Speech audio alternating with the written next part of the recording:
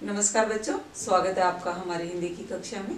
तो बच्चों, आज हम हमारी हिंदी की कक्षा में करेंगे कक्षा 12वीं की जो वितान पुस्तक है उसका पाठ डायरी के पन्ने। डायरी के पन्ने पाठ की जो लेखिका है उनका नाम है एन फ्रैंक, जिनका जन्म हुआ है 12 जून 1929 को और 1945 को उनकी मृत्यु भी हो गई थी। यानी कि बहुत ही कम आयु में, उनकी मात्र 15 वर्ष की आयु में तो उनकी मृत्यु हो गई थी। जो ये डायरी लिखी गई है, जैसा कि पाठ के शीर्षक से ही है, तो इसकी पाठ की विधा डायरी लेखन होगी। तो ये डायरी लिखी गई है दूसरे विश्व युद्ध के दौरान। दूसरे विश्व युद्ध के दौरान जब हिटलर तानाशाह थे, उन्होंने जो मतलब युद्ध के दौरान यहूदी लोगों पर जो अत्याचार किया उसका वर्णन इस डायरी में उन्होंने लिखा है। इस डायरी में किस प्रकार युद्ध के दौरान कैसे उस समय के हालात थे, सामाजिक अवस्था कैसी थी, जो अज्ञातवास में लोग थे वो किस प्रकार रहे, इस तरह की कई चीजें हमें देखने को मिलती है। तो आइए शुरू करते हैं पाठ का सार। जो डायरी लेखन लिखा है एन फ्रैंक ने, वो शुरुआत होती है 8 जुलाई 1942 से। 8 जुलाई 1942 के बारे में बताने से पहले मैं आपको बताऊंगी कि जो तानाशाह हिटलर था, उनके शासनकाल में क्या था, यहूदियों पर तरह तरह के अत्याचार किए जा रहे थे और विश्व युद्ध के दौरान यहूदियों को जबरदस्ती यातना घर जो होते थे, यातना शिविर होते थे, उनमें भेज दिया जाता था और उन पर अत्याचार किए जाते थे। जो यहूदी लोग थे वो अपने आप को इन अत्याचारों से, इन यातना शिविरों में जाने से बचाने के लिए क्या करते थे, ये अज्ञातवास में चले जाते थे, अर्थात भूमिगत हो जाते थे, कहीं ऐसे गुप्त स्थान पर रहते थे ताकि वो किसी की नजर में ना आए।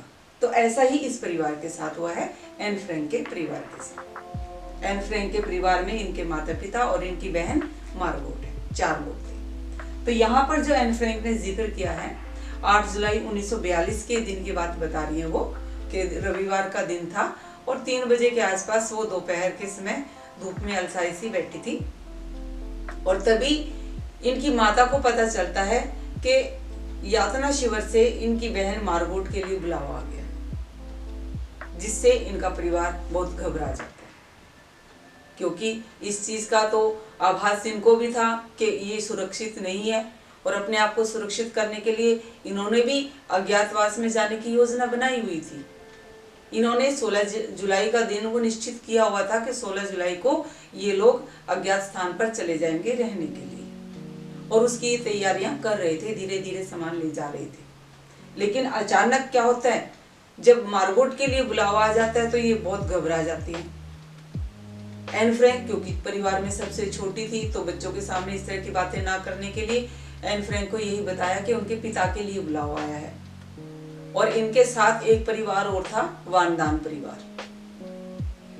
मिस्टर वानदान, उनकी पत्नी और उनका बेटा पीटर, उन लोगों को भी इनके साथ ही अज्ञातवास में जाना था।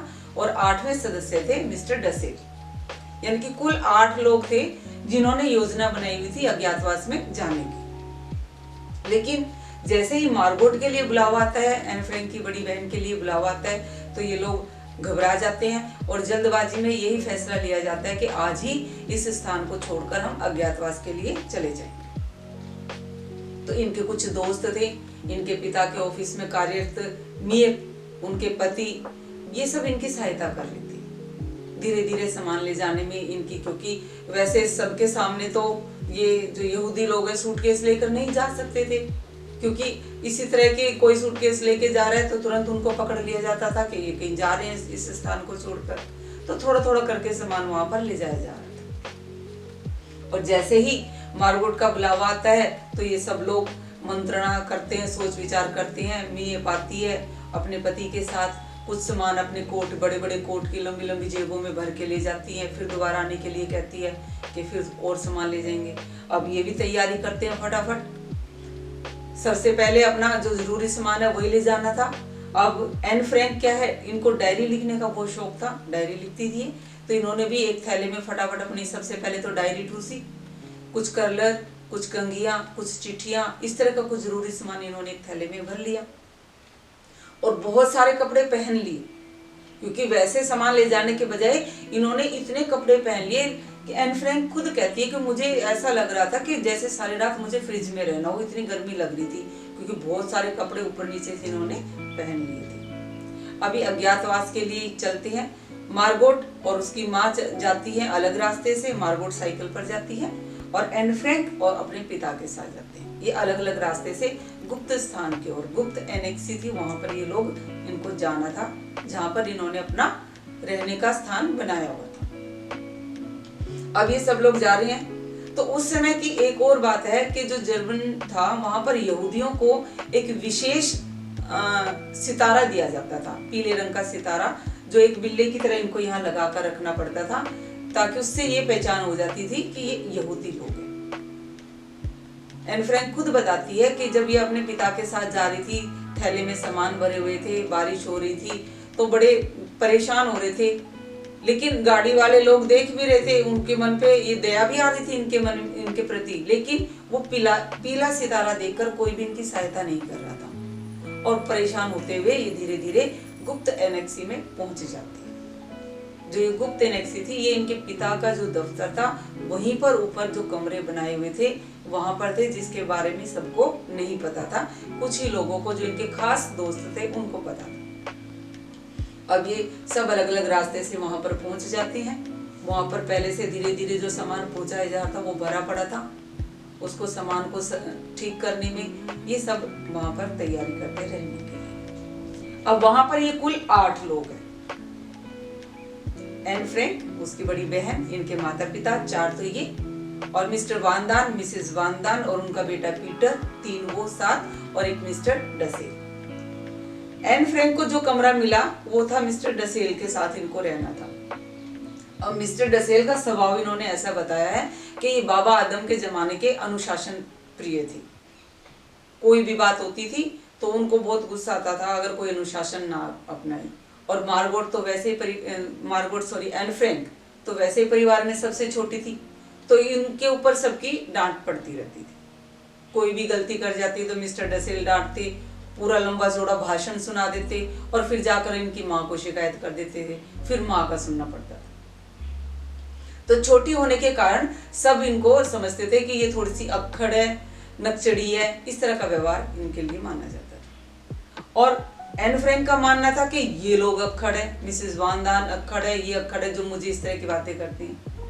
तो वहां पर जब ये लोग रहे हैं, उस दौरान उस अज्ञातवास का जिक्र इस डायरी में लेखिका ने किया है कि किस प्रकार अज्ञातवास के दौरान वो उस गुप्त एनेक्सी में रहे, कैसे उन्होंने अपना समय बिताया, किस प्रकार की समस्याएं उनके सामने आई। तो उसी में आगे बताती है कि वहां पर बिजली का भी ऐसा था कि ज्यादा बिजली खर्च कर लेते थे तो वो बिजली कट जाती थी, और पर्दे भी बड़े ब्लैकआउट के पर्दे लगाए हुए थे, क्योंकि ज्यादा अगर पतले पर्दे लगाएंगे तो और अंदर लाइट जलेगी तो बाहर लोगों को शक हो जाएगा कि यहाँ पर कोई रह रहा है, इसलिए पर्दे भी मोटे मोटे लगा रखे थे ताकि बाहर किसी को पता न लगे कि अंदर कोई रह रहा है। तो यहाँ पर लेखिका बताते कि एक दिन उनकी बिजली ज्यादा खर्च हो रही थी तो इनकी बिजली काट दी गई। अब बिजली काट दी गई तो कैसे रहेंगे, बाहर निकल नहीं सकते क्योंकि अज्ञातवास में है, और पर्दे भी नहीं हटा सकते थे। तो क्या था, तो बिजली कटने के कारण क्या होता, तो बहुत जल्दी रात हो जाती थी। अब रात हो जाती तो ऐसा भी नहीं था कि इतने लंबे समय तक सोया जाए। तो जब अंधेरा हो जाते थे तो इन्होंने तरह तरह से अपना टाइम पास करता, कभी कोई गेम खेलते, कभी डच भाषा सीखते, कभी अंग्रेजी भाषा बात करते, कोई भी गेम खेलते, थोड़ी देर में ये बोर हो जाते थे, क्योंकि बाहर तो झांक नहीं सकते थे, क्योंकि रोशनी होती थी तो भी इनको डर लगता था कि अगर पर्दा हटाया किसी ने हमें देख लिया तो मुश्किल हो जाएगी। तो ऐसे में एन फ्रैंक ने एक नया तरीका खोजा टाइम पास करने का। एन फ्रैंक के पास एक दूरबीन थी। अब रात बिजली कट गई है तो थोड़ा सा डर कम हो गया था, तो दूरबीन से ये बाहर का नजारा देखती थी कि बाहर कौन क्या कर रहा है। कोई एक डेंटिस्ट है, वो किसी बुढ़िया का इलाज कर रहा है, कोई एक परिवार डिनर कर रहा है, कोई परिवार फिल्म बना रहा है, तो इस तरह ये टाइम पास करती थी। यहाँ पर बता रहे हैं कि मिस्टर डसेल थे, वो इन सबको बताते थे, नियमों का पालन करने के लिए बताते थे, लेकिन वो खुद कई बार नियमों को तोड़ देते थे, क्योंकि साफ कहा गया था कि कोई किसी तरह का पत्राचार नहीं करेगा किसी से, क्योंकि अगर आप किसी को पत्र लिखेंगे तो उस एड्रेस पर पत्र आएगा भी, और इससे शक हो सकता है कि किसी को पता लग जाएगा कि यहाँ पर कोई रह रहा है। फिर एक और समस्या आई, क्योंकि जो हिटलर था वो बहुत मतलब कहते ना सूझबूझ से काम ले रहा था युद्ध के दौरान। जो यहूदी थे, जो भूमिगत हो गए थे लोग, जो अज्ञातवास में थे, उनको निकालने का एक नया तरीका सोचा उसने क्या किया, 500 और 1000 गिल्डर के नोट बंद कर दिए, और उनको नोटों को, जो पुराने नोट थे उनको बदलवाने के लिए उनके कोई सबूत चाहिए, प्रमाण के साथ बदलवाया जाएगा। तो उनका ये काम इसलिए था कि जो भूमिगत हैं, जो लोग अज्ञातवास में गए हैं, तो इस कारण से वो बाहर आएंगे। लेकिन एन फ्रैंक का परिवार इस समस्या से बच गया, क्योंकि उनके पास इतना नहीं था और इतनी समस्या नहीं आई, क्योंकि बाकी जो लोग थे बाहर वो इनकी सहायता कर रहे थे। मिस्टर क्लीमेन मिएप, ये इनके दोस्त हैं, ये इनकी इस तरह की समस्याओं का समाधान कर देते थे। जैसे नोट बदलवा दिए, या इनके राशन कार्ड बनते थे तो ये उन्हीं के क्लीमेन के जरिए इनके राशन कार्ड वगैरह सब कुछ बन जाते थे। तो ये समस्या भी उनके साथ आई। अब एन फ्रैंक के बारे में बताऊं, वो बहुत ही होशियार थी। बीबीसी के जो न्यूज आती थी, बीबीसी पर जो प्रसारण होता था शिक्षा का, उसी से अपनी पढ़ाई कर रही थी, सारी जानकारी उनको मिलती रहती थी, अपनी पढ़ाई वो उसी के द्वारा कर रही थी। और पत्रिकाएं, मिस्टर क्लीमेन पत्रिकाएं दे जाते थे इनको, तो वो पत्रिकाएं पढ़ती थी।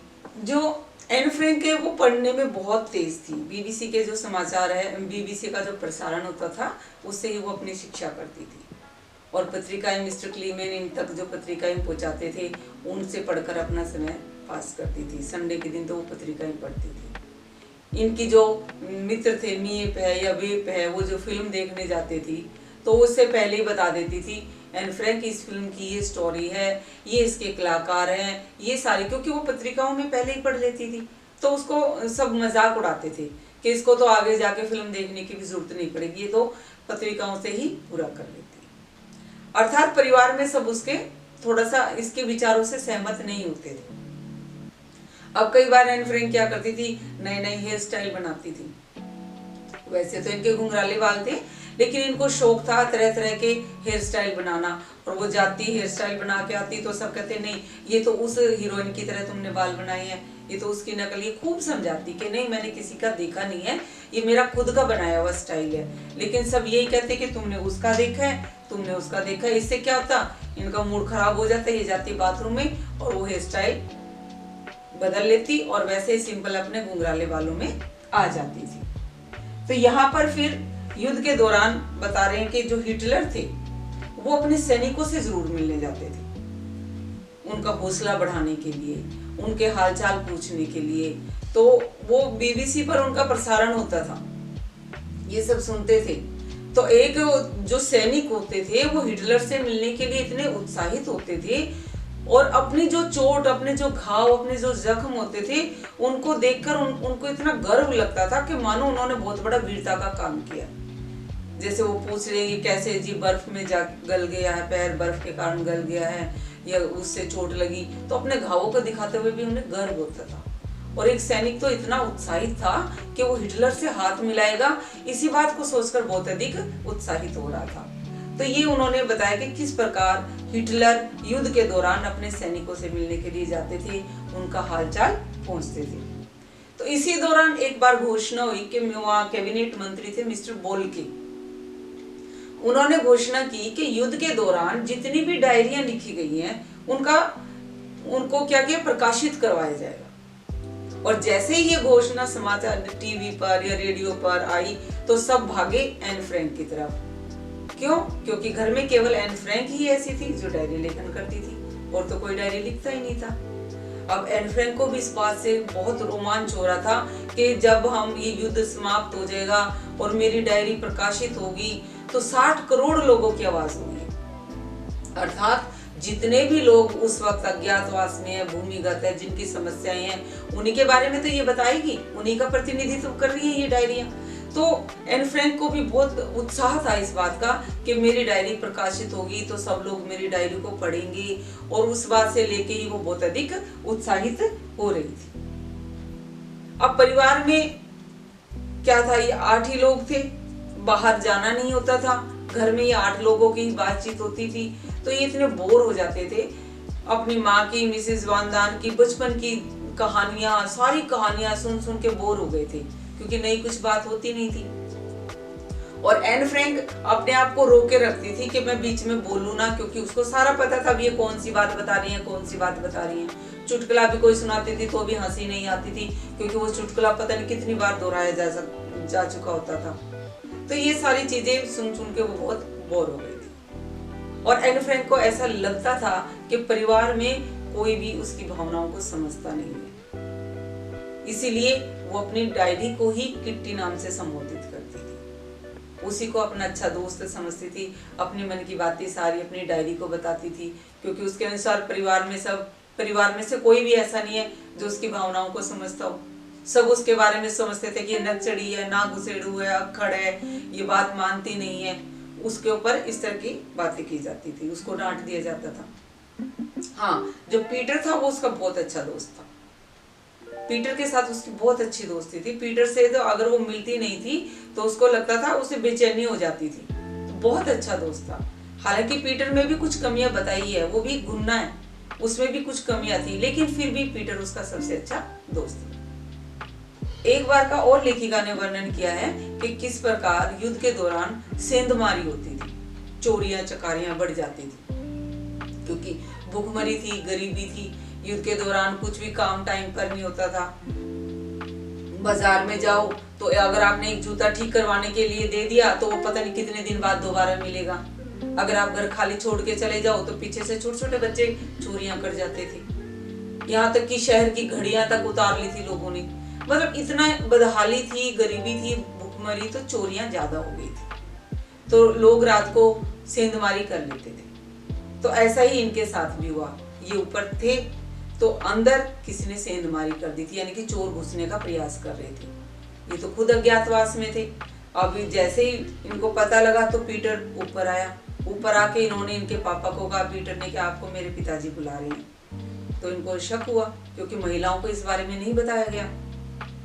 उनके पिताजी और वो सब पुरुष जब नीचे आए, देखा तो कोई लोग वो फट्टा हटाकर घर में घुसने का प्रयास कर रहे थे। तो उन्होंने उनको एक बार मिस्टर वानदान ने बहुत जोर से उनको हथौड़ा मार के डराया, तो वो एकदम भाग गए और इन्होंने वापस वो फट्टा जमा दिया। अब ये शांत हो गए कि चलो चोर थे, चोरी करने आ रहे थे, अब वो चले गए, क्योंकि खुल के तो ये भी सामने नहीं आ सकते थे। थोड़ी देर बाद क्या देखते हैं कि वो फट्टा चोर फिर से हटा देते हैं। अब इनको तो बहुत गुस्सा आता है कि चोर की इतनी हिम्मत है कि दोबारा चोरी कर रहे हैं। वो उसको फिर से भगा देते हैं मार के, वो चोर भाग जाते हैं। और वो वहीं अभी छिप ही रहे थे कि तीसरी बार देखते हैं कि फिर से कोई उस फट्टे को हटाने का प्रयास कर रहे हैं। उनके हाथ में टॉर्च है। अब इस बार तो बहुत ज्यादा गुस्सा आ रहा था कि ये तो कोई ज्यादा ही ढीठ चोर है जो डर नहीं रहा है। लेकिन इस बार उल्टा था। इस बार बाहर पुलिस थी और वो आपस में बात कर रहे थे कि क्या समस्या है, यहाँ पर कैसी आवाज आ रही है।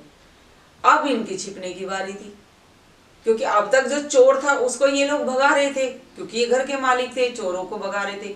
लेकिन अब जैसे इन्होंने देखा बाहर पुलिस है, तो अब इनकी बारी आई छिपने की। अगर पुलिस को ये पता लग गया यहाँ पर कोई लोग छिप कर रह रहे हैं तो उनको पकड़ लिया जाएगा और यातना घरों में डाल देंगे। अब ये लोग छिप गए, दौड़ते हैं, ऊपर जाते हैं, लैंप पर स्वेटर डालते हैं कि बाहर रोशनी ना हो जाए ज्यादा, ताकि किसी को शक ना हो के बाहर रह रहे हैं। तो किसी तरह वो रात निकल जाती है। यहाँ पर लेखिका भी बताती है वो बहुत ही प्रकृति प्रेमी है, प्रकृति से बहुत प्यार करती है। उसका मन था कि कितना टाइम हो गया था उसने कभी चांद ही नहीं देखा था बाहर निकल के, क्योंकि रात के समय रोशनी हो जाती है, लाइट जल जाती है, तो वैसे ही पर्दे नहीं हटा सकते। तो एक रात वो जागती रहती है पूरी रात तक, कब बहुत अंधेरा हो और पूरा चांद निकले और मैं पर्दा हटाकर चांद देखूं। पूरी रात तक वो जागती रहती है, लेकिन जब रात होती है देखती है कि पूरा चांद निकल आया है और पर्दा हटाने की उसकी हिम्मत नहीं पड़ती, क्योंकि बाहर ज्यादा चांद नहीं है। अब उसे डर लग रहा था कि अगर मैंने पर्दा हटाया और किसी ने देख लिया तो मुश्किल हो जाएगी। तो वो उस रात भी चांद को नहीं देख पाई। लेकिन प्रकृति के लिए उसके मन में बड़ा ही अच्छा वो था कि ये तो अपने आप में एक रामबाण इलाज है, शांति। प्रकृति के प्रति अगर हमारे मन में होगा तो हमारा मन अपने आप ही शांत हो जाएगा। इसके साथ ही लेखिका 15 वर्ष की वही हो जाती है। यातना अज्ञातवास के दौरान 15वां जन्मदिन भी मनाती है। उसके बारे में उन्होंने भी जिक्र किया है कि मेरा 15वां जन्मदिन था तो सबने कुछ न कुछ उनको उपहार दिए। और महिलाओं के लिए लेखिका के मन में बहुत ही सम्मान की भावना है। वो बताती है कि पुरुष है उनमें शारीरिक शक्ति, शारीरिक बल अधिक होता है, लेकिन महिलाओं में कम होता है। तो इसका मतलब ये नहीं कि पुरुष ज्यादा ताकतवर है। हाँ, ये अलग बात है कि पुरुष कमाता है, घर परिवार चलाता है, अपने परिवार के सदस्यों का पालन पोषण करता है, तो इसका मतलब ये नहीं कि उनको अधिक सम्मान मिलना चाहिए। लेखिका के अनुसार महिलाओं को भी पुरुषों के बराबर समाज में सम्मान बराबर मिलना चाहिए। वो कहती है कि महिलाएं क्या होती है, वो अब बच्चों को जन्म देती है। लोग तो क्या समझते हैं, उनको एक बच्चे को जन्म देने वाली मशीन ही समझते हैं कि हमारी वंश परंपरा को आगे बढ़ेगी। तो इसका मतलब ये थोड़ी कि बच्चों को जन्म देने के बाद उनकी सुंदरता भी ढल जाती है, उम्र के साथ साथ शारीरिक शक्तियां भी कम हो जाती है, तो उनको कोई सम्मान नहीं मिलता। तो लेखिका कहती है ऐसा नहीं है कि हमें बच्चों को जन्म नहीं देना चाहिए, जन्म देना चाहिए, लेकिन वो तो हमारे भगवान ने हमें एक वरदान दिया है कि हम वंश परंपरा को आगे बढ़ा पा रहे हैं। लेकिन जरूरत है महिलाओं को भी पुरुषों के समान सम्मान देने। लेखिका कहती है कि जो लोग युद्ध में घायल होते हैं, चोट खाते हैं, तो उनको वीरता का पुरस्कार दिया जाता है, उनको मेडल पहनाए जाते हैं। लेकिन लेखिका कहती है कि एक महिला बच्चे को जन्म देते समय कहीं ज्यादा दर्द सहन करती है सैनिकों से भी, लेकिन उसको कोई सम्मान नहीं मिलता। हाँ, धीरे धीरे आप कह रही है कि कुछ लोग महिलाओं को पढ़ाने की शुरुआत कर रहे हैं, तो हो सकता है आगे 21वीं सदी में बदलाव आ जाए, महिलाओं को भी उनके बराबर, पुरुषों के बराबर सम्मान मिले। तो यहीं पर यह डायरी समाप्त हो गई है। आगे डायरी में नहीं बताया है कि किस प्रकार वो अज्ञातवास से बाहर आए या नहीं आए, वो किस प्रकार पकड़े गए, क्योंकि 1945 में तो एन फ्रैंक की किसी यातना शिविर में ही मृत्यु हुई है, अर्थात वो पकड़ी गई होंगी, उनको यातना शिविरों में डाल दिया गया होगा और वहीं पर उनकी मृत्यु हो गई। तो ये हमारा पाठ है डायरी के पन्ने। वैसे तो बहुत ही आसान है, हाँ आकार में थोड़ा सा बड़ा है, इसको लेकर ही आप दुविधा में पड़ जाते हो कि बहुत ज्यादा याद करना पड़ेगा। हमारे बोर्ड परीक्षा में वितान से 2-2 नंबर के प्रश्न आते हैं, 1-1 नंबर का नहीं आता, लेकिन सेट की परीक्षा में जब ये है तो इसमें से 1-1 नंबर का प्रश्न भी आ सकता है। आशा करती हूँ आपको ये पाठ अच्छे से समझ में आ गया होगा। अगर समझ में आ गया है तो वीडियो को लाइक और चैनल को सब्सक्राइब कीजिए। धन्यवाद।